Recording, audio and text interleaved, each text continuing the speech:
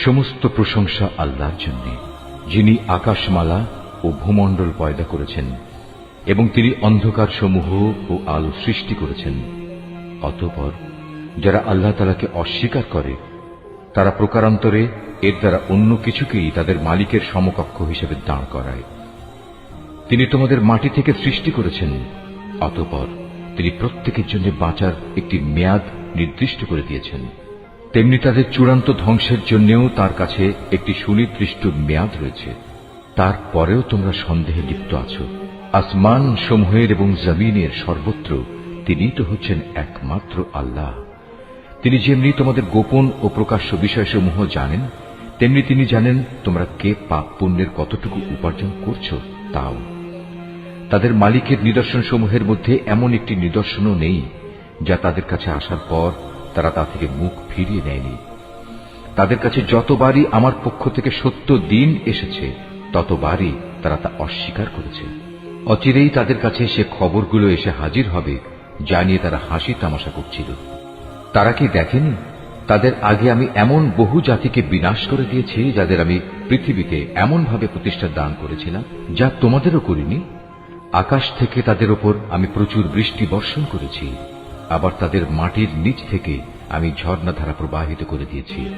অতঃপর আমি তাদের পাপের কারণে চিরতরে ধ্বংস করে দিয়েছি, আর তাদের পর তাদের জায়গায় আবার আমি এক নতুন জাতির উত্থান ঘটিয়েছি। হে নবী, আমি যদি তোমার কাছে কাগজে লেখা কোনো কিতাব নাজিল করতাম এবং তারা যদি তাদের হাত দিয়ে তা স্পর্শ করত, তাহলেও কাফেররা বলতো এটা তো সুস্পষ্ট জাদু ছাড়া আর কিছুই নয়। তারা বলে, এ নবীর প্রতি কোনো ফেরেশতা নাজিল করা হলো না কেন, যে তার সত্যতা সম্পর্কে আমাদের বলে দিত? যদি সত্যি আমি কোনো ফেরেশতা পাঠিয়ে দিতাম তাহলে তাদের ফয়সালা তো তখনই হয়ে যেত, এরপর তাদের তো আর কোনো অবকাশই দেয়া হতো না। তাছাড়া আমি যদি সত্যিই ফেরেশতা পাঠাতাম তাকেও তো মানুষের আকৃতিতেই পাঠাতাম, তখনও তো তারা এমনিভাবে আজকের মতো সন্দেহে নিমজ্জিত থাকত। হে রাসূল, তোমার আগেও বহু নবী রাসূলকে এভাবে ঠাট্টা বিদ্রূপ করা হয়েছিল। অনন্তর তাদের মধ্যে যারা নবীর সাথে যে ঠাট্টা বিদ্রূপ করেছে তাই তাদের পরিবেষ্টন করে ফেলেছে। হে নবী, তুমি তাদের বলো, তোমরা এ পৃথিবীতে ঘুরে ফিরে দেখো দেখো যারা নবী রাসূলদের মিথ্যা প্রতিপন্ন করেছে তাদের কি ভয়াবহ পরিণাম হয়েছে। হে নবী, তুমি তাদের জিজ্ঞেস করো, আসমান সমূহ ও জমিনে যা কিছু আছে তা সব কার মালিকানাভুক্ত? তুমি বলো, এর সবকিছুই আল্লাহ তাআলার জন্য। মানুষদের উপর দয়া করাটা তিনি তার নিজের উপর কর্তব্য বলে স্থির করে নিয়েছেন। কিয়ামতের দিন তিনি তোমাদের অবশ্যই জড়ো করবেন, এতে বিন্দুমাত্র সন্দেহ নেই। সত্য স্বীকার করে যারা নিজেরাই নিজেদের ক্ষতি সাধন করেছে তারা এমন একটি দিনের আগমন কখনো বিশ্বাস করে না। রাত ও দিনের মাঝে যা কিছু স্থিতি লাভ করছে তার সবকিছুই তার জন্য। তিনি এদের সবার কথা শোনেন এবং সবার অবস্থা দেখেন। হে নবী, তুমি বলো, আমি কিভাবে আসমান সমূহ ও জমিনের মালিক আল্লাহ তাআলাকে বাদ দিয়ে অন্য কাউকে নিজের পৃষ্ঠপোষক বানিয়ে নেব, অথচ তিনি সৃষ্টি লোকের সবাইকে আহার যোগান, তাকে কোন রকম আহার যোগানো যায় না। তুমি বলো, আমাকে আদেশ দেয়া হয়েছে যেন সবার আগে আমি মুসলমান হয়ে যাই, এবং আমাকে আরো আদেশ দেয়া হয়েছে তুমি কখনো মুশরিকদের দলে শামিল হয়ো না। তুমি আরো বলো, আমি যদি আমার মালিকের কথা না শুনি তাহলে আমি এক মহা দিবসের আযাব আমার উপর আবর্তিত হওয়ার ভয় করি। সে কিয়ামতের দিন যাকে তার শাস্তি থেকে রেহাই দেয়া হবে তার উপর নিঃসন্দেহে আল্লাহ তাআলা অনুগ্রহ করবেন, আর এটিই হবে সেদিনের সুস্পষ্ট সাফল্য। জেনে রেখো, যদি আল্লাহ তাআলা তোমাকে কোনো দুঃখ পৌঁছাতে চান তাহলে তিনি ছাড়া আর কেউই তোমার থেকে তা দূর করতে পারবে না। অপরদিকে তিনি যদি তোমার কোনো উপকার করেন তাহলে কেউ তাতে বাধাও দিতে পারবে না। তিনি সবকিছুর উপর একক ক্ষমতাবান। তিনি তার বান্দাদের উপর একচ্ছত্র ক্ষমতার অধিকারী। তিনি মহাজ্ঞানী, তিনি সম্যক ওয়াকিবহাল। তুমি তাদের বলো, সাক্ষী হিসেবে কার সাক্ষ্য সবচেয়ে বেশি বড়? তুমি বলো, হ্যাঁ, একমাত্র আল্লাহ তাআলা, যিনি তোমাদের এবং আমার মাঝে সর্বোত্তম সাক্ষী হয়ে থাকবেন। এ কোরআন তার কাছ থেকেই আমার কাছে নাজিল করা হয়েছে, যেন তা দিয়ে তোমাদের এবং তোমাদের পর যাদের কাছে এ গ্রন্থ পৌঁছবে তাদের সকলকে আমি আযাবের ভয় দেখাই। তোমরা কি সত্যিই একথা সাক্ষ্য দিতে পারবে যে আল্লাহর সাথে আরো কোনো ইলাহ রয়েছে? হে নবী, তুমি তাদের জানিয়ে দাও, আমি জেনে বুঝে কখনো এ ধরনের মিথ্যা সাক্ষ্য দিতে পারব না। তুমি বলো, তিনি তো একক, তোমার আল্লাহ তাআলার সাথে যে শিরক করে যাচ্ছ তার সাথে আমার কোনোই সম্পর্ক নেই। তোমার আগে যাদের আমি কিতাব দান করেছি তারা নবীকে ঠিক সেভাবেই চেনে যেভাবে চেনে তারা তাদের আপন ছেলেদের, কিন্তু যারা নিজেরাই নিজেদের ক্ষতি সাধন করেছে তারা তো কখন ঈমান আনবে না। তার চেয়ে বড় জালেম আর কে আছে যে স্বয়ং আল্লাহ তাআলা সম্পর্কে কোনো মিথ্যা কথা রচনা করে কিংবা তার কোনো আয়াতকে অস্বীকার করে? এ ধরনের জালেমরা কখনো সাফল্য লাভ করতে পারবে না। একদিন আমি তাদের সবাইকে একত্রিত করব, অতঃপর মুশরিকদের উদ্দেশ্য করে আমি বলবো, তারা সবাই আজ কোথায় যাদের তোমরা দুনিয়ার জীবনে আমার সাথে শরীক মনে করতে? অতঃপর তাদের সেদিন একথা বলা ছাড়া কোনো যুক্তিই থাকবে না যে আল্লাহ তাআলার কসম, যিনি আমাদের মালিক, আমরা কখনো মুশরিক ছিলাম না। হে নবী, তুমি চেয়ে দেখো কিভাবে আজ লোকগুলো আযাব থেকে বাঁচার জন্য নিজেরাই নিজেদের মিথ্যা প্রতিপন্ন করছে, এবং এও দেখো তাদের নিজেদের রচনা করা মিথ্যা কিভাবে আজ নিষ্ফল হয়ে যাচ্ছে। তাদের মধ্যে এমন কিছু লোকও আছে যে মনে হয় তোমার কথা কান দিয়ে শুনছে, কিন্তু আসলে আমি তাদের মনের ওপর পর্দা ঢেলে দিয়েছি, যার কারণে তারা কিছুই উপলব্ধি করতে পারে না। আমি তাদের কানেও ছিপি এঁটে দিয়েছি। মূলত তারা যদি আল্লাহর সব নিদর্শন দেখেও নেয় তবু তারা তার প্রতি ঈমান আনবে না। এমনকি তারা যখন তোমার সামনে আসবে তখন তোমার সাথে বিতর্কে লিপ্ত হবে। কোরআনের আয়াত সম্পর্কে কাফেররা বলবে, এ তো পুরনো দিনের গল্প কথা ছাড়া আর কিছুই নয়। তারা যেমন নিজেদের তা শোনা থেকে বিরত রাখে, তেমনি অন্যদেরও তা থেকে দূরে রাখে। মূলত এ আচরণে তারা নিজেদেরই ধ্বংস সাধন করছে, অথচ তারা কোনো খবরই রাখে না। তুমি যদি সত্যিই তাদের দেখতে পেতে, যখন এই হতভাগ্য ব্যক্তিদের জ্বলন্ত আগুনের পাশে এনে দাঁড় করানো হবে, তখন তারা চিৎকার করে বলবে, হায়, যদি আমাদের আবার দুনিয়ায় ফেরত পাঠানো হতো তাহলে আমরা আর কখনো আমাদের মালিকের আয়াতসমূহকে মিথ্যা প্রতিপন্ন করতাম না, এবং আমরা অবশ্যই ঈমানদার লোকদের দলে শামিল হয়ে যেতাম। এর আগে যা কিছু তারা গোপন করে আসছিল আজ তা তাদের সামনে উন্মুক্ত হয়ে গেল। আসলে যদি তাদের আবার দুনিয়ায় ফেরত পাঠানোও হয় তবু তারা তাই করে বেড়াবে যা থেকে তাদের নিষেধ করা হয়েছিল। তারা আসলেই মিথ্যাবাদী। এই লোকগুলো আরো বলে, আমাদের পার্থিব জীবনই হচ্ছে একমাত্র জীবন, আমরা কখনোই পুনর্জীবিত হব না। হায়, তুমি যদি সত্যি সেই দৃশ্য দেখতে পেতে যখন তাদেরকে তাদের মালিকের সামনে দাঁড় করানো হবে এবং তিনি তাদের জিজ্ঞেস করবেন, আজ বলো, এ দিনটি কি সত্য নয়? তারা বলবে, হ্যাঁ, আমাদের মালিকের শপথ, এটা সত্য। তিনি বলবেন, তাহলে আজ সে কঠিন আযাব ভোগ করো যা তোমরা সবসময় অবিশ্বাস করতে।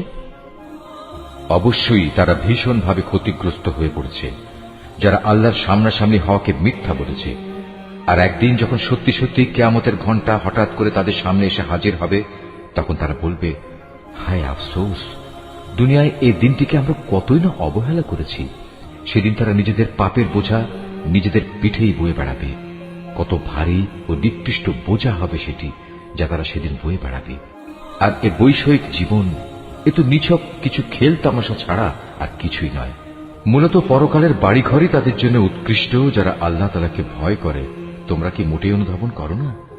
হে রাসূল, আমি জানি এ লোকগুলো যেসব অহেতুক কথাবার্তা বলে তা তোমাকে কত পীড়া দেয়, কিন্তু তুমি কি জানো এরা এসব বলে শুধু তোমাকে মিথ্যা সাব্যস্ত করছে না, বরং এ জালেমরা এর মাধ্যমে আল্লাহ তাআলার আয়াতকেই অস্বীকার করছে।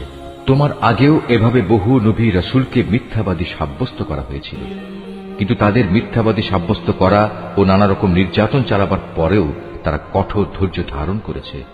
শেষ পর্যন্ত তাদের কাছে আমার পক্ষ থেকে সাহায্য এসে হাজির হয়েছে। আল্লাহর কথা রদবদলকারী কেউ নেই। তদুপরি নবীদের এসব সংবাদ তো তোমার কাছে আগেই এসে পৌঁছেছে। তারপরেও যদি তাদের এ উপেক্ষা তোমার কাছে কষ্টকর মনে হয় তাহলে তোমার সাধ্য থাকলে তুমি পালানোর জন্য ভূগর্ভে কোনো সুড়ঙ্গ কিংবা আসমানের সিঁড়ি তালাশ করো, সেখানে চলে যাও এবং সেখান থেকে তাদের জন্য কোনো কিছু একটা নিদর্শন নিয়ে এসো। আসলে আল্লাহ তাআলা যদি চাইতেন তাদের সবাইকে হেদায়েতের উপর জড়ো করে দিতে পারতেন। তুমি কখনো জেনে বুঝে মূর্খ লোকদের দলে শামিল হয়েও না। যারা এ কথাগুলো যথাযথভাবে শোনে তারা অবশ্যই আল্লাহর ডাকে সাড়া দেয়। যারা মরে গেছে আল্লাহ তাআলা এদের সবাইকেও কবর থেকে উঠিয়ে জড়ো করে নেবেন। অতঃপর মহাবিচারের জন্য তারা সবাই তার সামনে প্রত্যাবর্তিত হবে। এরা বলে, নবীর উপর তার মালিকের পক্ষ থেকে আমাদের কথা মতো কোনো নিদর্শন নাজিল করা হয়নি কেন? হে রাসূল, তুমি তাদের বলো, অবশ্যই আল্লাহ তাআলা সব ধরনের নিদর্শন পাঠানোর ক্ষমতা রাখেন, কিন্তু সত্য কথা হচ্ছে এদের অধিকাংশ লোকই কিছু জানে না। জমিনের বুকে বিচরণশীল যে কোনো জন্তু কিংবা বাতাসের বুকে নিজ ডানা দুটি দিয়ে উড়ে চলা যে কোনো পাখি তোমরা দেখো না কেন? এগুলো সবই তোমাদের মতো আল্লাহ তাআলার সৃষ্টি। আমি আমার গ্রন্থে তথ্য সংযোজনে কোনো কিছুই বাকি রাখিনি। অতঃপর এদের সবাইকে একদিন তাদের মালিকের কাছে ফিরে যেতে হবে। যারা আমার আয়াতকে মিথ্যা সাব্যস্ত করে তারা হেদায়েতের ব্যাপারে বধির ও মূক, তারা অন্ধকারে পড়ে আছে। আল্লাহ তাআলা যাকে চান তাকে গোমরাহ করে দেন, আবার যাকে চান তাকে সঠিক পথের উপর স্থাপন করে দেন। তুমি বলো, তোমরা কি ভেবে দেখেছো যখন তোমাদের উপর আল্লাহর পক্ষ থেকে বড় ধরনের কোনো আযাব আসবে কিংবা হঠাৎ করে কিয়ামত এসে হাজির হবে, তখন তোমরা কি আল্লাহ তাআলা ছাড়া আর কাউকে ডাকবে? জবাব দাও, যদি তোমরা সত্যবাদী হও, বরং তোমরা সেদিন শুধু তাকেই ডাকবে। তোমরা যে জন্য তাকে ডাকবে তিনি চাইলে তা দূর করে দেবেন, এবং যাদের তোমরা আল্লাহ তাআলার সাথে অংশীদার বানাতে তাদের সবাইকেই তখন তোমরা ভুলে যাবে। তোমার আগের জাতিসমূহের কাছেও আমি আমার রাসূল পাঠিয়েছিলাম, তাদেরও আমি দুঃখ, কষ্ট ও বিপর্যয়ের জালে আটকে রেখেছিলাম, যাতে করে তারা বিনয়ের সাথে নতি স্বীকার করে। কিন্তু সত্যি যখন তাদের কাফের দলের উপর আমার বিপর্যয় এসে আপতিত হল, তখনও তারা বিনীত হল না। অধিকন্তু তাদের অন্তর এতে আরো শক্ত হয়ে গেল, এবং তারা যা করে যাচ্ছিল শয়তান তাদের কাছে তা আকর্ষণীয় করে তুলে ধরল। অতঃপর তারা সেসব কিছুই ভুলে গেল যা তাদের বারবার স্মরণ করানো হয়েছিল। তারপরেও আমি তাদের উপর সচ্ছলতার সব কয়টি দুয়ারই খুলে দিলাম। শেষ পর্যন্ত যখন তারা তাতে মত্ত হয়ে গেল যা তাদের দেওয়া হয়েছিল, তখন আমি তাদের হঠাৎ পাকড়াও করে নিলাম। ফলে তারা নিরাশ হয়ে পড়ল। এভাবেই যারা আল্লাহ তাআলার ব্যাপারে জুলুম করেছে তাদের মূলচ্ছেদ করে দেয়া হয়েছে। আর সকল প্রশংসা আল্লাহ তাআলার জন্যই, যিনি সৃষ্টিকুলের মালিক। হে রাসূল, তাদের তুমি বলো, তোমরা কি একথা ভেবে দেখেছ, যদি আল্লাহ তাআলা কখনো তোমাদের শোনার ও দেখার ক্ষমতা কেড়ে নেন এবং তোমাদের অন্তরসমূহের উপর মোহর মেরে দেন, তবে আল্লাহ তাআলা ছাড়া তোমাদের দ্বিতীয় কোনো ইলাহ আছে কি যে তোমাদের এসব কিছু ফিরিয়ে দিতে পারবে? লক্ষ্য করো কিভাবে আমার আয়াতসমূহ আমি খুলে খুলে বর্ণনা করছি। আশ্চর্যের বিষয়, এ সত্ত্বেও তারা মুখ ফিরিয়ে নিচ্ছে। তুমি বলো, তোমরা চিন্তা করে দেখেছ কি, যদি কখনো অকস্মাৎ কিংবা প্রকাশ্যভাবে আল্লাহর আযাব তোমাদের উপর আপতিত হয়, তাতে কতিপয় জালেম সম্প্রদায়ের লোক ব্যতীত অন্য কাউকে ধ্বংস করা হবে কি? আমি তো রসুলদের জান্নাতের সুসংবাদবাহী ও জাহান্নামের সতর্ককারী ছাড়া অন্য কোনো হিসাবে পাঠাই না।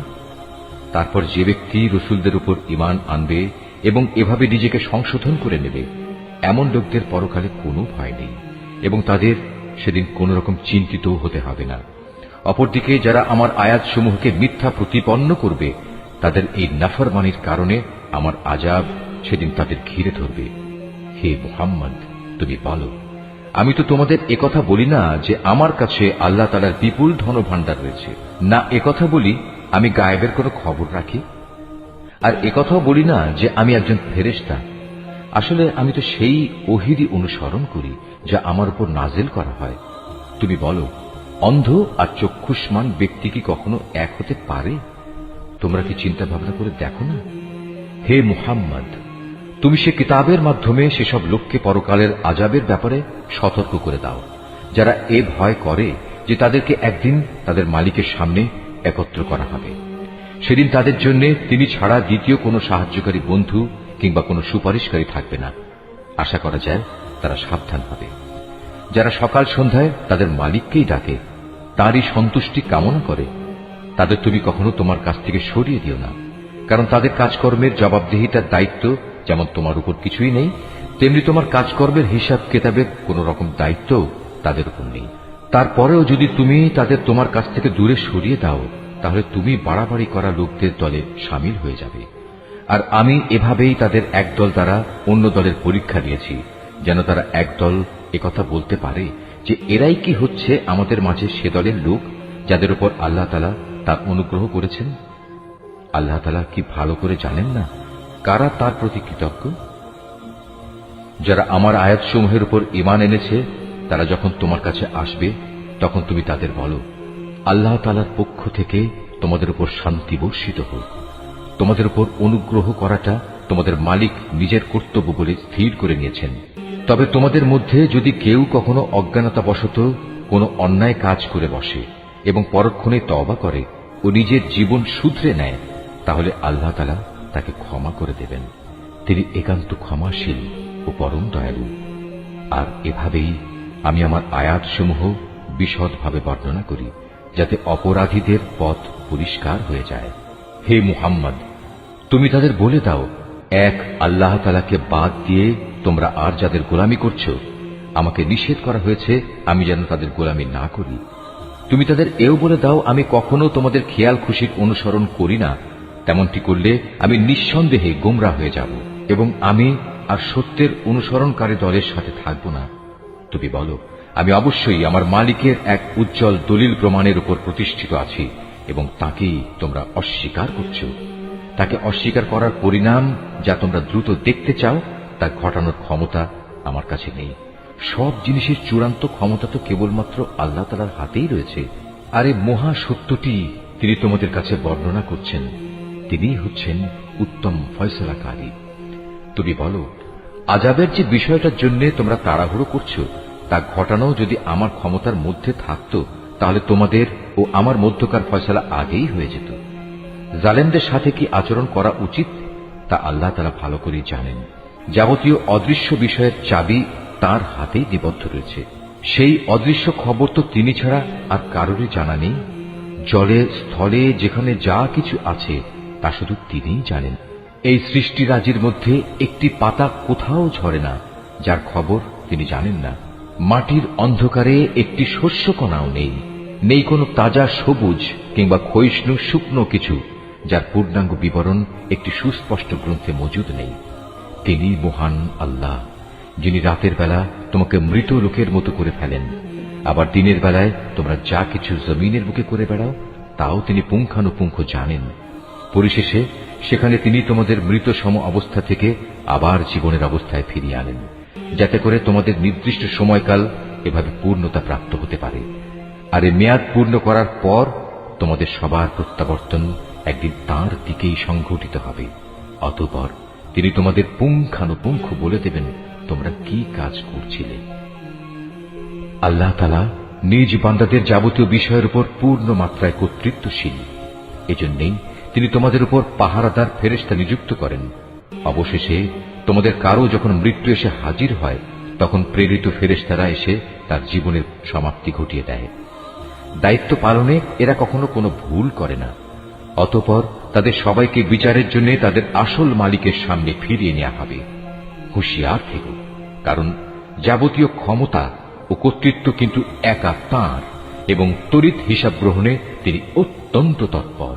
তুমি তাদের বলো, যখন তোমরা স্থলভূমে ও সমুদ্রের অন্ধকারে বিপদে পড়ো, যখন তোমরা কাতর কণ্ঠে এবং নীরবে তাকে ডাকতে থাকো, তখন কে তোমাদের সেসব থেকে উদ্ধার করে? কাকে তোমরা তখন বলো, হে মালিক, আমাদের যদি তুমি বাঁচিয়ে দাও তাহলে আমরা তোমার কৃতজ্ঞ বান্দাদের দলে শামিল হয়ে যাব। তুমি বলে দাও, হ্যাঁ, আল্লাহ তাআলাই তখন তোমাদের সে অবস্থা থেকে এবং যাবতীয় বিপদ আপদ থেকে বাঁচিয়ে দেন। তারপরেও তোমরা তার সাথে অন্যদের শরীক করো। তুমি আরো বলো, আল্লাহ তাআলা তোমাদের উপর থেকে অথবা তোমাদের পায়ের নিচ থেকে আযাব পাঠাতে সক্ষম, অথবা তিনি তোমাদের দল উপদলে বিভক্ত করে এক দলকে আরেক দলের শাস্তির স্বাদ গ্রহণ করাতেও সম্পূর্ণরূপে সক্ষম। লক্ষ্য করো কিভাবে আমি আমার আয়াতসমূহ তাদের কাছে বর্ণনা করি, যাতে করে তারা সত্য অনুধাবন করতে পারে। তোমার জাতির লোকেরা তা অস্বীকার করেছে, অথচ তাই একমাত্র সত্য। তুমি তাদের এটুকুই বলে দাও, আমি তোমাদের উপর কর্মবিধায়ক নই। প্রতিটি বার্তার জন্য একটি সুনির্দিষ্ট দিনক্ষণ মজুদ রয়েছে এবং তোমরা অচিরেই তা জানতে পারবে। তুমি যখন এমন সব লোককে দেখতে পাও যারা আমার আয়াতসমূহ নিয়ে হাসি বিদ্রুপ করছে, তাহলে তুমি তাদের কাছ থেকে সরে এসো, যতক্ষণ না তারা অন্য কিছু বলতে শুরু করে। যদি কখনো শয়তান তোমাকে ভুলিয়ে ওখানে বসিয়ে রাখে, তাহলে মনে পড়ার পর জালিম সম্প্রদায়ের সাথে আর বসে থেকো না। তাদের এসব কার্যকলাপের ব্যাপারে আল্লাহ তাআলাকে যারা ভয় করে তাদের উপর হিসাবের কোনো দায় দায়িত্ব নেই। তবে উপদেশ তো দিয়েই যেতে হবে। হতে পারে তারা আল্লাহ তাআলাকে ভয় করবে। সেসব লোকের সঙ্গ তুমি বর্জন করো যারা তাদের দিনকে নিছক খেল তামাশায় পরিণত করে রেখেছে এবং এ পার্থিব জীবন যাদের প্রতারণার জালে আটকে রেখেছে। তুমি এ কোরআন দিয়ে তাদের আমার কথা স্মরণ করাতে থাকো, যাতে করে কেউ নিজের পার্থিব কর্মকাণ্ডের ফলে নিজেই ধ্বংস হয়ে যেতে না পারে। মহাবিচারের দিন তার জন্য আল্লাহ তাআলা ছাড়া অন্য সাহায্যকারী বন্ধু এবং সুপারিশকারী থাকবে না। সে যদি নিজে সবকিছু দিয়েও দেয়, তবু তার কাছ থেকে সেদিন তা গ্রহণ করা হবে না। এরাই হচ্ছে সে হতভাগ্য মানুষ যাদের নিজেদের অর্জিত গুনাহের কারণে তাদের ধ্বংস করে দেয়া হবে। আল্লাহ তাআলাকে অস্বীকার করার কারণে তাদের জন্য আরো থাকবে ফুটন্ত পানি ও মর্মন্তুদ শাস্তি। তুমি তাদের বলো, আমরা কি আল্লাহ তাআলাকে বাদ দিয়ে এমন কাউকে ডাকব যে না আমাদের কোনো উপকার করতে পারে না আমাদের কোনো অপকার করতে পারে? আল্লাহ তাআলা যেখানে আমাদের চলার জন্য সঠিক পথ বাতলে দিয়েছেন, সেখানে তাকে বাদ দিয়ে আমরা কি আবার উল্টো পথে ফিরে যাব?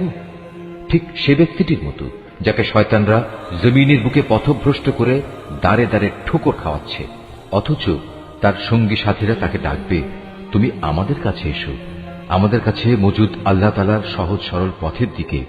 তুমি বলে দাও, সত্যিকার অর্থে হেদায়েত তো তাই যা আল্লাহর পক্ষ থেকে আসে, এবং আমাদের এ আদেশ দেয়া হয়েছে যেন আমরা সৃষ্টিকুলের মালিকের সামনে আনুগত্যের মাথা নত করি।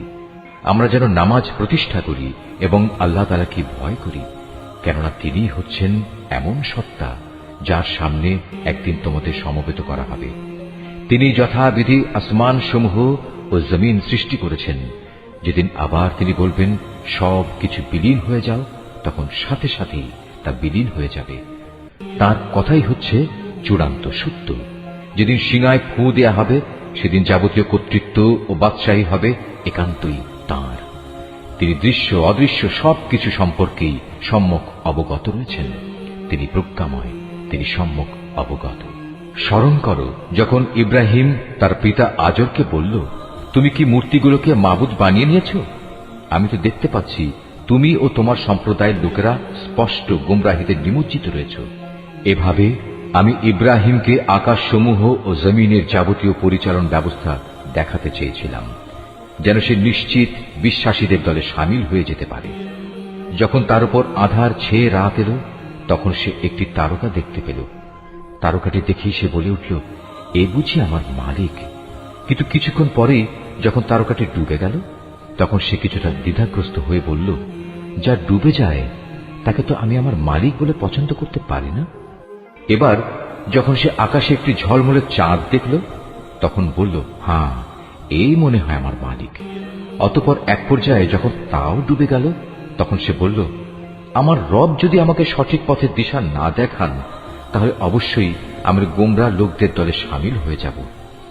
এরপর দিনের বেলায় সে যখন দেখল একটি আলোকোজ্জ্বল সূর্য, এবং দেখেই বলতে লাগল, মনে হচ্ছে এ আমার মালিক, কারণ এ যাবৎ যা দেখেছি এটা তার সবগুলোর বড়।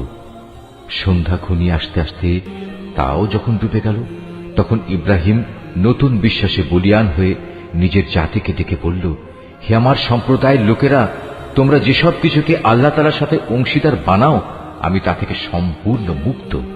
আমি নিষ্ঠার সাথে সেই মহান সার্বভৌম মালিকের দিকেই আমার মুখ ফিরিয়ে নিচ্ছি, যিনি এই আসমান সমূহ ও জমিন সহ চাঁদ, সূরজ, গ্রহ, তারা সবকিছু পয়দা করেছেন। আমি এখন আর মুশরিকদের দলভুক্ত নই। এরপরে তার জাতির লোকেরা তার সাথে আল্লাহ তাআলার ব্যাপারে বিতর্ক শুরু করে দিল।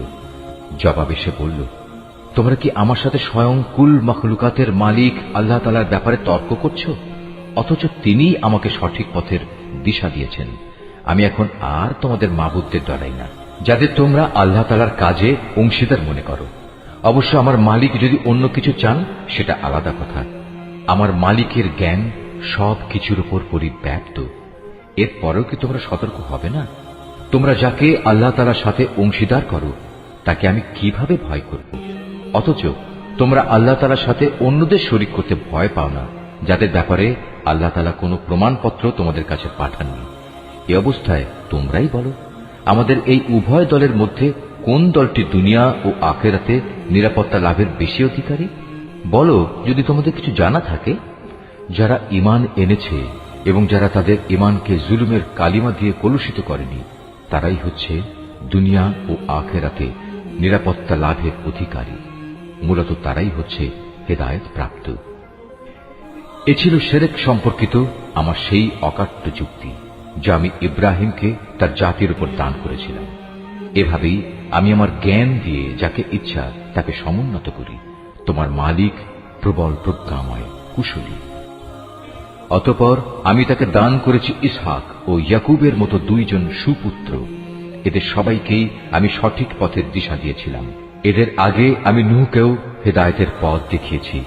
অতঃপর তার বংশের মাঝে দাউদ, সুলাইমান, আইয়ুব, ইউসুফ, মুসা এবং হারুনকেও আমি হেদায়েত দান করেছি।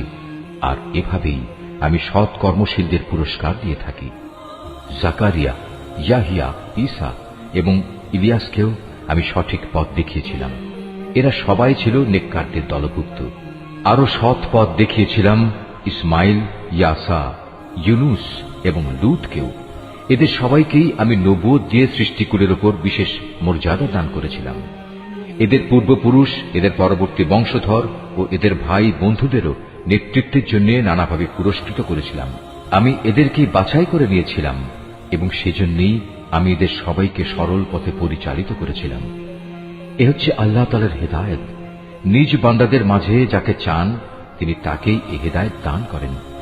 কিন্তু তারা যদি শিরক করত, তাহলে তাদের যাবতীয় কর্ম অবশ্যই নিষ্ফল হয়ে যেত। এরাই ছিল সেসব লোক যাদের আমি কিতাব, প্রজ্ঞা ও নবুয়ত দান করেছি। আজ যদি তারা তা অস্বীকার করে, তাতে আমার কোনোই ক্ষতি নেই। আমি তো অতীতে এমন এক সম্প্রদায়ের উপর এ দায়িত্ব অর্পণ করেছিলাম যারা কখনো এগুলো প্রত্যাখ্যান করেনি। আল্লাহ তাআলা এদের সবাইকে সৎ পথে পরিচালিত করেছেন। অতএব হে মুহাম্মদ, তুমি এদের পথেরই অনুসরণ করো এবং বলো, এজন্য আমি তোমাদের কাছ থেকে কোনো পারিশ্রমিক চাই না।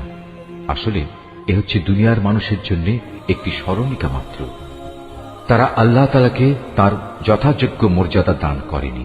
বিশেষ করে যখন তারা বলল আল্লাহ তাআলা কোনো মানুষের উপর কোনো বস্তু গ্রন্থই নাজিল করেননি, তুমি তাদের জিজ্ঞেস করো, যদি তাই হয় তাহলে মুসার আনিত কিতাব, যা মানুষের জন্য ছিল এক আলোকবর্তিকা ও পথনির্দেশ, যা তোমরা কাগজের পাতায় লিখে রাখতে, যার কিছু অংশ তোমরা মানুষের সামনে প্রকাশ করতে এবং অধিকাংশই গোপন করে রাখতে। সর্বোপরি সে কিতাব দ্বারা তোমাদের এমন সব জ্ঞান শিক্ষা দেয়া হতো যার কিছুই তোমরা জানতে না এবং তোমাদের পূর্বপুরুষেরাও জানত না। তা কে নাজিল করেছেন? তুমি বলো, আল্লাহ তাআলাই তা নাজিল করেছেন।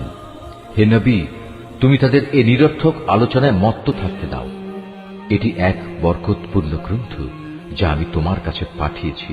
এটি আগের কিতাবের পুরোপুরি সত্যায়ন করে এবং যাতে এ কিতাব দিয়ে তুমি মক্কা ও তার পার্শ্ববর্তী জনপদসমূহের মানুষকে সাবধান করবে।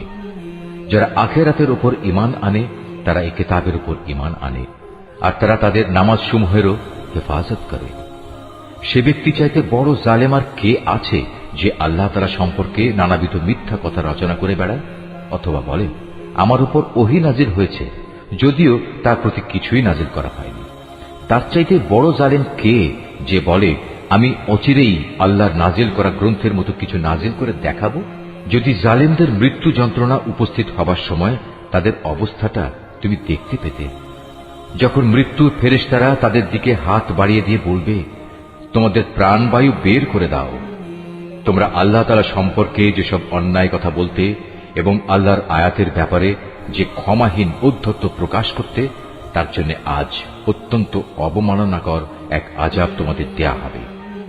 আজ তোমরা আমার সামনে একাকী নিঃসঙ্গ অবস্থায় এলে, যেমনি নিঃসঙ্গ অবস্থায় আমি তোমাদের প্রথমবার তৈরি করেছিলাম। অতঃপর তোমাদের আমি যা কিছু বিষয় সম্পদ দান করেছিলাম তার সবটুকুই তোমরা পেছনে ফেলে একান্ত খালি হাতে এখানে এসেছ। কই তোমাদের সাথে তোমাদের সুপারিশকারী ব্যক্তিরা, যাদের তোমরা মনে করতে তোমাদের কাজকর্মের ব্যাপারে তারাও অংশীদার? তাদের তো আজ তোমাদের সাথে দেখতে পাচ্ছি না। বস্তুত তাদের এবং তোমাদের মধ্যেকার সেই মিথ্যা সম্পর্ক আজ ছিন্ন ভিন্ন হয়ে গেছে এবং তাদের ব্যাপারে তোমরা যা ধারণ করতে তাও আজ নিষ্ফল প্রমাণিত হয়ে গেছে। অবশ্যই আল্লাহ তাআলা শস্য বীজ ও আঁটিগুলো অঙ্কুরিত করেন। তিনি নির্জীব কিছু থেকে জীবন্ত কিছু বের করে আনেন, আবার তিনি জীবন্ত কিছু থেকে প্রাণহীন কোনো কিছু নির্গত করেন। এই সৃষ্টি কৌশলের মালিক হচ্ছেন আল্লাহ তাআলা। এর পরেও তোমরা কোথায় কোথায় ঠোকর খাচ্ছ বলো? রাতের আধার ভেদ করে তিনি উষার উন্মেষ ঘটান। তিনি রাতকে তোমাদের বিশ্রামের জন্য নির্দিষ্ট করে দিয়েছেন এবং তোমাদের হিসাব কিতাবের জন্য তিনি পয়দা করেছেন চাঁদ ও সূরজকে। এ সব কিছুই হচ্ছে মহাপরাক্রমশালী ও জ্ঞানী আল্লাহ তাআলার নির্ধারণ করা বিষয়। তিনি তোমাদের জন্য অসংখ্য তারকা বানিয়ে রেখেছেন যেন তোমরা জলে স্থলের আধারে পথের দিশা পেতে পারো। যে সম্প্রদায়ের লোকেরা নিজেদের পরিণাম সম্পর্কে জানে তাদের জন্য আমি আমার নিদর্শনসমূহ খুলে খুলে বর্ণনা করেছি।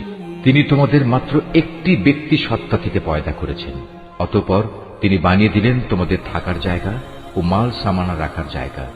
জ্ঞানী লোকদের জন্য আমি আমার নিদর্শনগুলো এভাবেই বিস্তারিতভাবে বর্ণনা করে থাকি। তিনি আসমান থেকে পানির ধারা নাজিল করেন, অতঃপর সে পানি দিয়ে আমি সব রকমের উদ্ভিদ ও গাছপালা জন্মানোর ব্যবস্থা করি।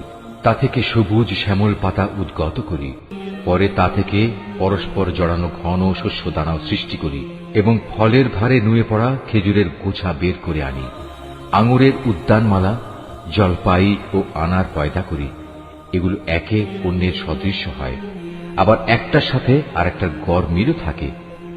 গাছ যখন সুশোভিত হয় তখন একসময় তা ফলবান হয়, আবার যখন ফলগুলো পাকতে শুরু করে তখন তোমরা এই সৃষ্টি নৈপুণ্য দেখো।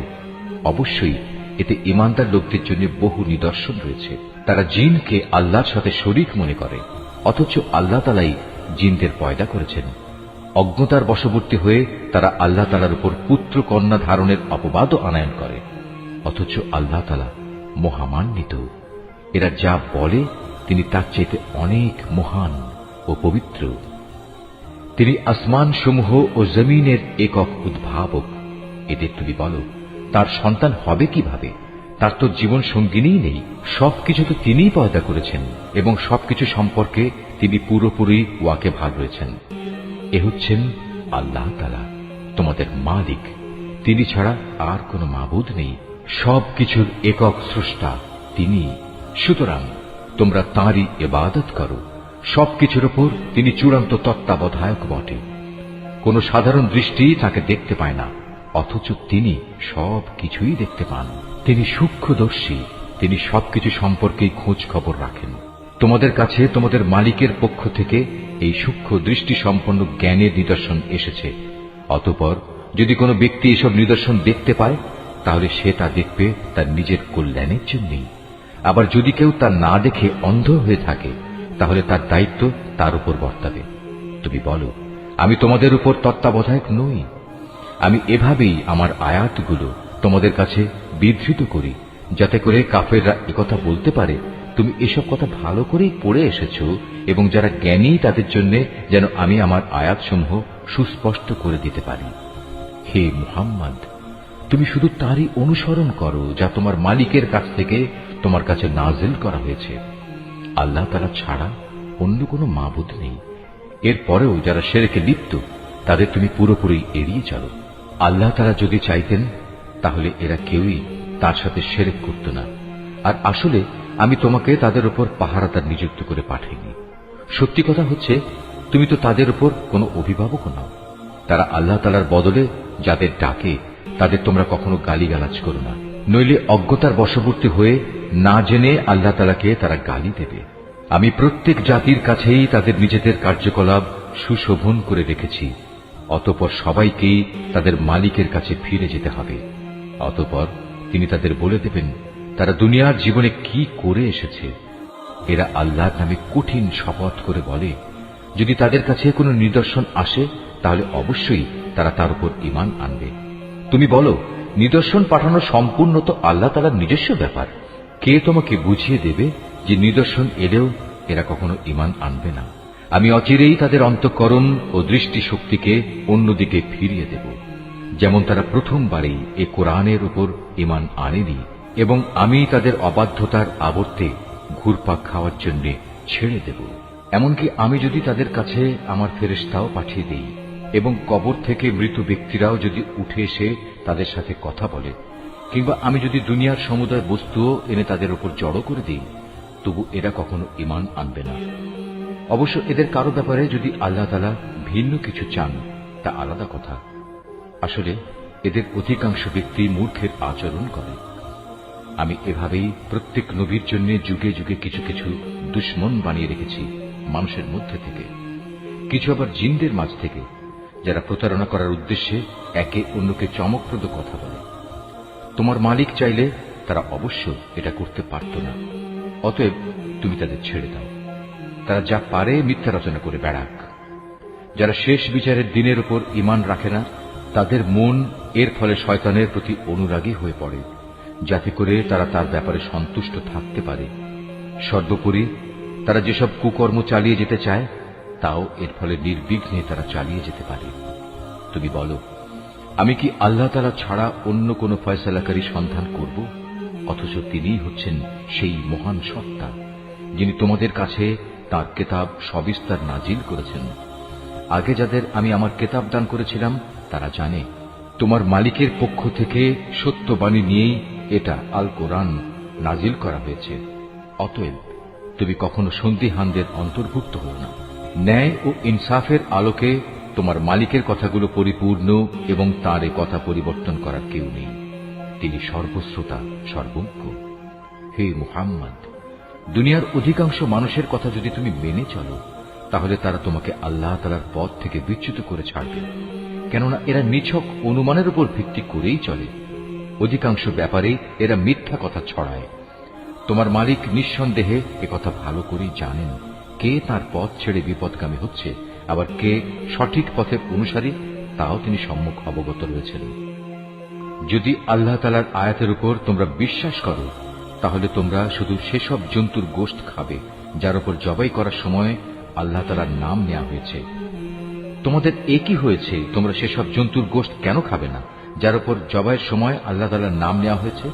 বিশেষ করে যখন আল্লাহ তাআলা পরিষ্কার করে বলে দিয়েছেন যে তিনি তোমাদের উপর কোন কোন বস্তু হারাম করেছেন। সে কথা আলাদা যখন তোমাদের একান্ত নিরুপায় অবস্থায় ফেলে দেয়া হয়। অধিকাংশ মানুষ সুষ্ঠু জ্ঞান ছাড়াই নিজেদের খেয়াল খুশি মতো মানুষকে বিপথে চালিত করে। নিঃসন্দেহে তোমার মালিক সীমা লঙ্ঘনকারীদের ভালো করেই জানেন। তোমরা প্রকাশ্য গুনাহ থেকে বেঁচে থাকো, গোপন গুনাহ থেকেও বেঁচে থাকো। নিঃসন্দেহে যারা কোনো গুনাহের কাজ করবে তাদের কৃতকর্মের যথাযথ ফল তাদের প্রদান করা হবে। জবাইয়ের সময় যার উপর আল্লাহ তাআলার নাম নেওয়া হয়নি সে জন্তুর গোশত তোমরা কখনো খাবে না, কেননা তা হচ্ছে জঘন্য গুনাহের কাজ। শয়তানের কাজই হচ্ছে তার সঙ্গী সাথীদের মনে প্ররোচনা দেয়া, যেন তারা তোমাদের সাথে এ নিয়ে ঝগড়া বিবাদে লিপ্ত হয়।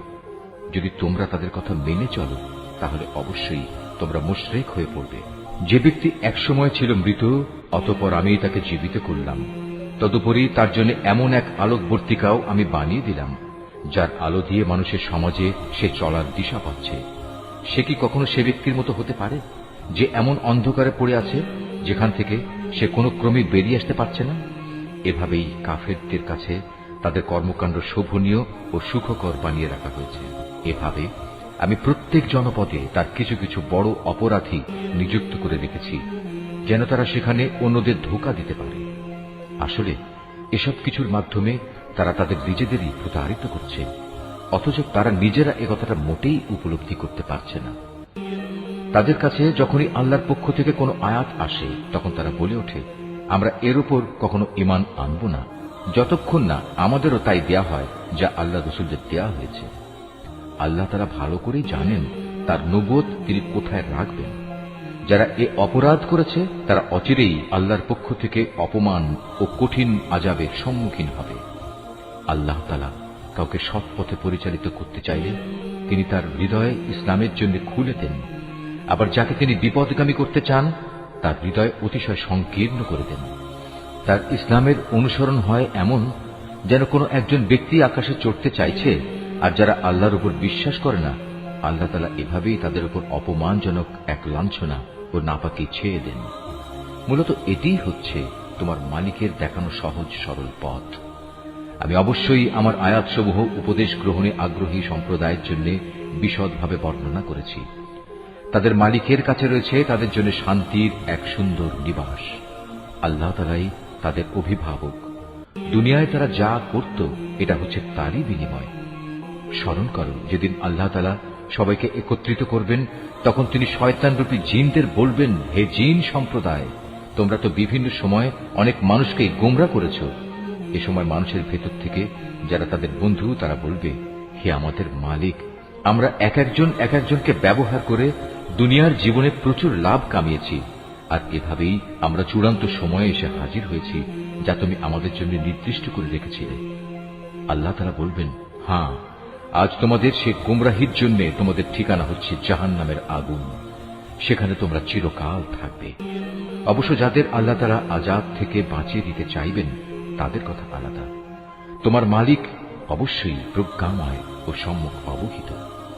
আমি এভাবে একদল জালেমকে তাদেরই অন্যায় কার্যকলাপের দরুন আর একদল জালেমের উপর ক্ষমতাবান করে দেই। আল্লাহ তাআলা সেদিন আরো বলবেন, হে জিন ও মানুষ সম্প্রদায়, বলো, তোমাদের কাছে কি তোমাদেরই মধ্যে থেকে আমার এমন সব রসুল আসেনি যারা আমার আয়াতগুলো তোমাদের কাছে বর্ণনা করত?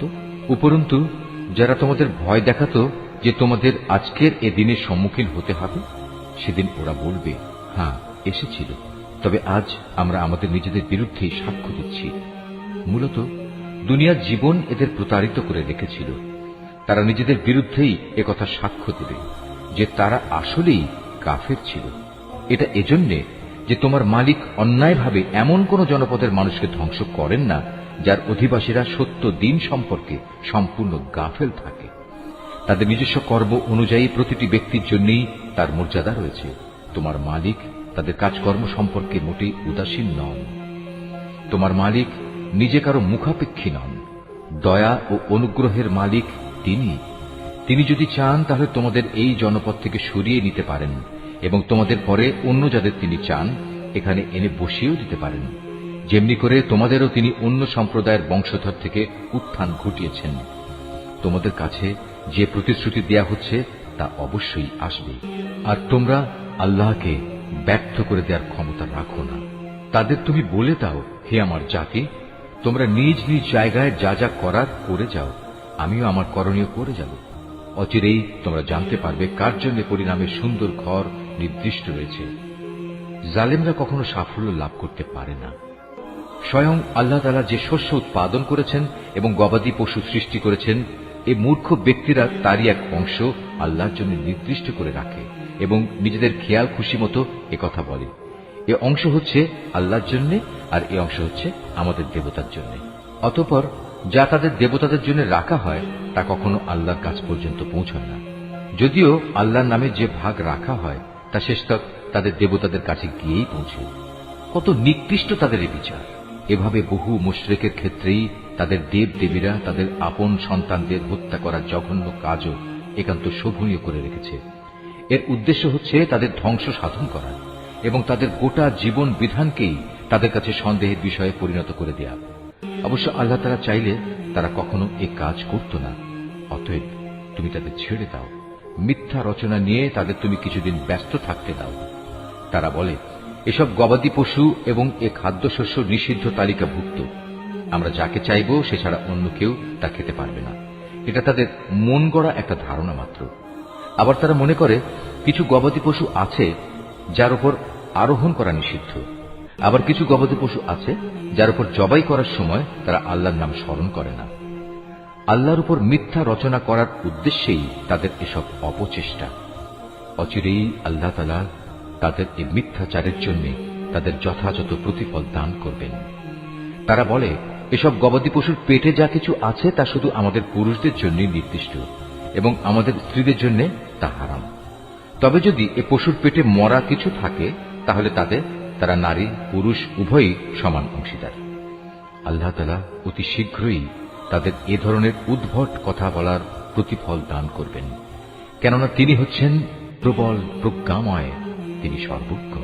অবশ্য যারা নেহায়েত নির্বুদ্ধিতা ও অজ্ঞতার বশবর্তী হয়ে নিজেদের সন্তানদের হত্যা করল এবং আল্লাহ তাআলা তাদের যে রিজিক দান করেছেন তা নিজেদের উপর হারাম করে নিল, আল্লাহ তাআলা সম্পর্কে নানা ধরনের মিথ্যা কথা রচনা করল, এসব কাজের মাধ্যমে নিঃসন্দেহে এরা সবাই দারুণভাবে ক্ষতিগ্রস্ত হয়ে গেল।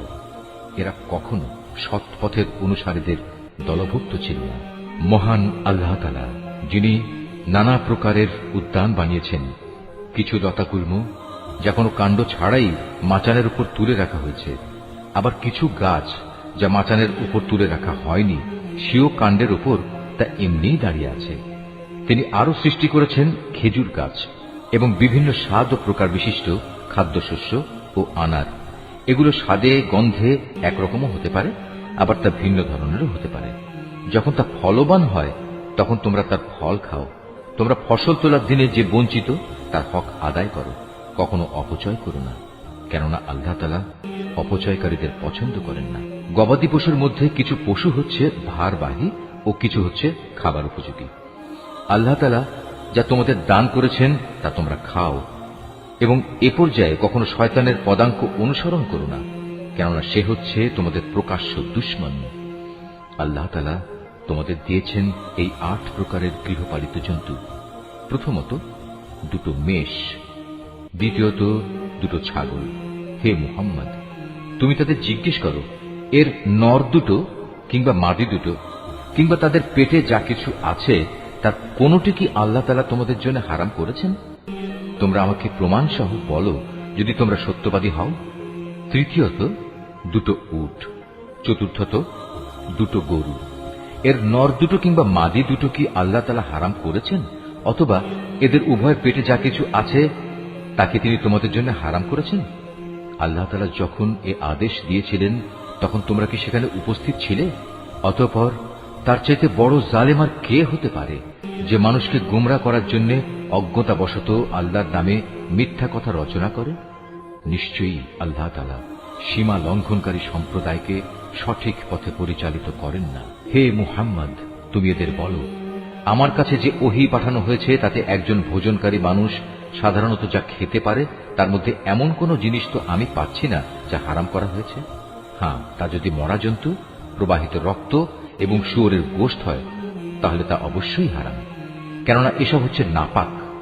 অথবা এমন এক অবৈধ জন্তু যা আল্লাহ ছাড়া অন্য কারো নামে জবাই করা হয়েছে, তবে যদি কাউকে নাফরমানি এবং সীমা লঙ্ঘনজনিত অবস্থা বেঁধে রেখে এর কোন একটি জিনিস খেতে বাধ্য করা হয়, তাহলে তার ক্ষেত্রে তোমার মালিক অবশ্যই ক্ষমাশীল ও পরম দয়ালু। আর আমি ইহুদিদের জন্য নখযুক্ত সব পশুই হারাম করে দিয়েছি।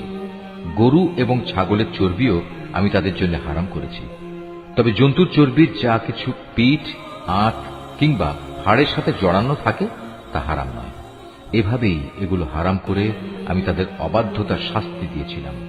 নিঃসন্দেহে আমি সত্যবাদী। এরপরেও যদি তারা তোমাকে মিথ্যাবাদী বলে তাহলে তুমি বল, অবশ্যই তোমাদের মালিক এক বিশাল দয়ার আধার। তবে অপরাধীদের উপর থেকে তাঁর শাস্তি কেউই ফেরাতে পারবে না। অচিরেই এ মুশরিক লোকগুলো বলতে শুরু করবে, যদি আল্লাহ তাআলা চাইতেন তাহলে আমরা ও আমাদের পূর্বপুরুষরা তো শিরক করতাম না, আর এভাবে আমরা কোনো জিনিসও নিজেদের উপর হারাম করে নিতাম না। তুমি তাদের বলো, এর আগেও অনেকে এভাবে আল্লাহর আয়াতকে অস্বীকার করেছে, অবশেষে তারা আমার শাস্তির স্বাদ ভোগ করেছে। তুমি তাদের জিজ্ঞেস করো, তোমাদের কাছে কি সত্যি এমন কোন জ্ঞান মজুদ আছে? থাকলে অতঃপর তা বের করে আমার কাছে নিয়ে এসো। তোমরা তো কল্পনার উপর নির্ভর করে কথা বলো এবং হামেশাই মিথ্যার অনুসরণ করো। তুমি আরো বলো, সবকিছুর চূড়ান্ত প্রমাণ তো আল্লাহ তাআলার কাছেই রয়েছে। তিনি যদি চাইতেন তাহলে তিনি তোমাদের সবাইকেই সৎ পথে পরিচালিত করে দিতেন। হে মুহাম্মদ, তুমি বলো, যাও তোমাদের সেসব সাক্ষী নিয়ে এসো যারা একথা সাক্ষ্য দেবে যে আল্লাহ তাআলাই এসব জিনিস তোমাদের উপর হারাম করেছেন। তাদের মধ্যে কিছু সাক্ষী যদি সাক্ষ্য দেয়ও, তবু তুমি তাদের সাথে কোনো সাক্ষ্য দিও না। যারা আমার আয়াতকে অস্বীকার করেছে, যারা পরকালের উপর ঈমান আনেনি, উপরন্তু যারা অন্য কিছুকে তাদের মালিকের সমকক্ষ মনে করে, তাদের তুমি কখনো অনুসরণ করো না। হে মুহাম্মদ, তুমি বলো, এসো আমি বরং তোমাদের বলে দেই তোমাদের মালিক কোন কোন জিনিস তোমাদের জন্য হারাম করেছেন। সেই জিনিসগুলো হচ্ছে, তোমরা তাঁর সাথে অন্য কিছুকে শরীক করবে না, পিতা মাতার সাথে ভালো ব্যবহার করবে, দারিদ্র্যের আশঙ্কায় কখনো নিজেদের সন্তানকে হত্যা করবে না, কেননা আমি তোমাদের ও তাদের উভয়েরই আহার যোগাই। প্রকাশ্যে হোক কিংবা গোপনে হোক তোমরা অশ্লীলতার কাছেও যাবে না। আল্লাহ তাআলা যে জীবনকে তোমাদের জন্য মর্যাদাবান করেছেন তাকে কখনো যথার্থ কারণ ব্যতি রেখে হত্যা করো না। এ হচ্ছে কতিপয় নির্দেশ। আল্লাহ তাআলা এর মাধ্যমে তোমাদের আদেশ দিয়েছেন, এগুলো যেন তোমরা মেনে চলো। আশা করা যায় তোমরা তাঁর বাণীসমূহ অনুধাবন করতে পারবে। তোমরা কখনো এতিমদের সম্পদের কাছেও যাবে না, তবে উদ্দেশ্য যদি নেক হয় তাহলে সে একটা নির্দিষ্ট বয়স সীমার পৌঁছা পর্যন্ত কোনো পদক্ষেপ নিলে তা ভিন্ন কথা। পরিমাপ ও ওজন করার সময় ন্যায্যভাবেই তা করবে। আমি কখনো কারো ওপর তার সাধ্য সীমার বাইরে কোনো দায়িত্ব চাপাই না। যখনই তোমরা কোনো ব্যাপারে কথা বলবে তখন ইনসাফ প্রতিষ্ঠা করবে, যদি তা তোমাদের একান্ত আপনজনের বিরুদ্ধেও হয়। তোমরা আল্লাহ তাআলাকে দেয়া সব অঙ্গীকার পূরণ করো। এ হচ্ছে আরো কতিপয় আদেশ। এর মাধ্যমে আল্লাহ তাআলা তোমাদের আদেশ দিয়েছেন তোমরা যেন এগুলো মেনে চলো। আশা করা যায় তোমরা উপদেশ গ্রহণ করতে পারবে। এটা হচ্ছে আমার দেখানো সহজ সরল পথ। অতএব একমাত্র এ পথেরই তোমরা অনুসরণ করো। কখনো ভিন্ন পথ অবলম্বন করো না, কেননা ভিন্ন পথ অবলম্বন করলে তা তোমাদের তার পথ থেকে বিচ্ছিন্ন করে দেবে। এ হচ্ছে আরো কয়েকটি নির্দেশ। আল্লাহ তাআলা এর মাধ্যমে তোমাদের আদেশ দিচ্ছেন যেন তোমরা এগুলো মেনে চলো। আশা করা যায় তোমরা আল্লাহ তাআলাকে ভয় করবে। অতঃপর আমি মূসাকে হেদায়েত সম্বলিত কিতাব দান করেছিলাম। তা ছিল পরিপূর্ণ এবং বিশদ হেদায়েত ও রহমত, যাতে করে বনী ইসরাইল সম্প্রদায়ের লোকেরা একথার উপর বিশ্বাস স্থাপন করে যে একদিন তাদের সবাইকে তাদের মালিকের সমীপে হাজির হতে হবে। এ কল্যাণময় কিতাবও আমি তোমাদের জন্য নাজিল করেছি। অতএব তোমরা এর অনুসরণ করো এবং কিতাবের শিক্ষানুযায়ী তোমরা আল্লাহ তাআলাকে ভয় করো। হয়তো তোমাদের উপর দয়া ও অনুগ্রহ প্রদর্শন করা হবে। এখন তোমরা আর একথা বলতে পারবে না যে আল্লাহর কিতাব তো আমাদের আগের ইহুদি ও খ্রিস্টান এ দুটো সম্প্রদায়কে দেওয়া হয়েছিল, তাই আমরা সে কিতাবের পাঠ সম্পর্কে অজ্ঞ ছিলাম। অথবা একথা বলারও কোনো অজুহাত পাবে না যে যদি ইহুদি খ্রিস্টানদের মতো আমাদেরও কোনো কিতাব দেয়া হতো তাহলে আমরা তো তাদের চাইতে বেশি সৎ পথের অনুসারী হতে পারতাম। আজ তোমাদের কাছে সত্যি তোমাদের মালিকের পক্ষ থেকে সুস্পষ্ট প্রমাণ, হেদায়েত ও রহমত সর্বস্ব কিতাব এসেছে।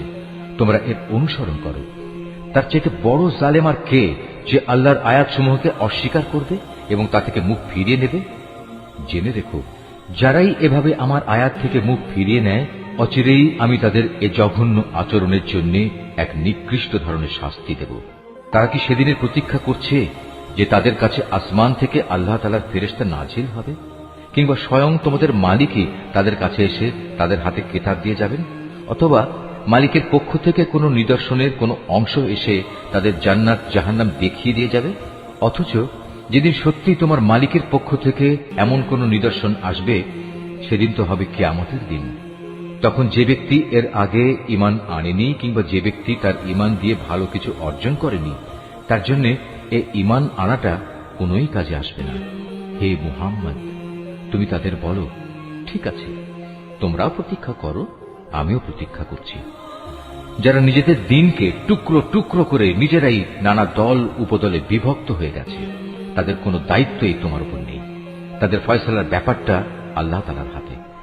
যেদিন তারা তার কাছে ফিরে যাবে তখন তিনি তাদের বিস্তারিত বলবেন তারা কে কি করছিল। তোমাদের মাঝে কেউ যদি একটা সৎ কাজ নিয়ে আল্লাহ তাআলার সামনে আসে তাহলে তার জন্য 10 গুণ বিনিময়ের ব্যবস্থা থাকবে। অপরদিকে যদি কেউ একটা গুনাহের কাজ নিয়ে আল্লাহ তাআলার কাছে আসে তাকে তার একটাই প্রতিফল দেয়া হবে। সেদিন তাদের কারো উপর জুলুম করা হবে না। হে মুহাম্মদ, তুমি তাদের বলো, অবশ্যই আমার মালিক আমাকে সঠিক পথ দেখিয়েছেন, সুপ্রতিষ্ঠিত জীবন বিধান। এটাই হচ্ছে ইব্রাহিমের একনিষ্ঠ পথ। সে কখনো মুশরিকদের দলভুক্ত ছিল না। তুমি একান্ত বিনয়ের সাথে বলো, অবশ্যই আমার নামাজ, আমার ইবাদত, আমার জীবন, আমার মৃত্যু সব কিছুই সৃষ্টিকুলের মালিক আল্লাহ তাআলার জন্য। তার শরীক সমকক্ষ কেউ নেই। আর একথা বলার জন্যই আমাকে আদেশ দেওয়া হয়েছে। আত্মসমর্পণকারী মুসলমানদের মধ্যে আমি হচ্ছে সর্বপ্রথম। তুমি আরো বলো, এরপরেও আমি কি আল্লাহ তাআলা ছাড়া অন্য কোনো মালিক সন্ধান করে বেড়াবো? অথচ আমি জানি তিনি সবকিছুর নিরঙ্কুশ মালিক। তার বিধান হচ্ছে প্রতিটি ব্যক্তি তার কৃতকর্মের জন্য এককভাবে নিজেই দায়ী হবে এবং কিয়ামতের দিন কোনো বোঝা বহনকারী ব্যক্তি অন্য কোনো লোকের পাপের বোঝা বহন করবে না। অতঃপর একদিন তোমাদের সবাইকে তোমাদের আসল মালিকের কাছে ফিরে যেতে হবে। সেদিন আল্লাহ তাআলা তোমাদের সেসব কিছুই জানিয়ে দেবেন। দুনিয়ার জীবনে যা নিয়ে তোমরা মতবিরোধ করতে, তিনি সে মহান সত্তা, তিনি তোমাদের এ জমিনে তার প্রতিনিধি বানিয়েছেন এবং এ কারণে তিনি তোমাদের একজনকে অন্যজনের উপর কিছু বেশি মর্যাদা দান করেছেন। এর উদ্দেশ্য হচ্ছে আল্লাহ তাআলা তোমাদের সবাইকে যা কিছু দিয়েছেন তা দিয়েই তিনি তোমাদের কাছ থেকে কৃতজ্ঞতার পরীক্ষা নিতে চান। জেনে রেখো, তোমার মালিক শাস্তি দানের ব্যাপারে অত্যন্ত কঠোর ও তৎপর। আবার তিনি বড়ই ক্ষমাশীল ও পরম দয়াময়। أتى ضيف يبشر بالجنان وفي أحشائه درر المعاني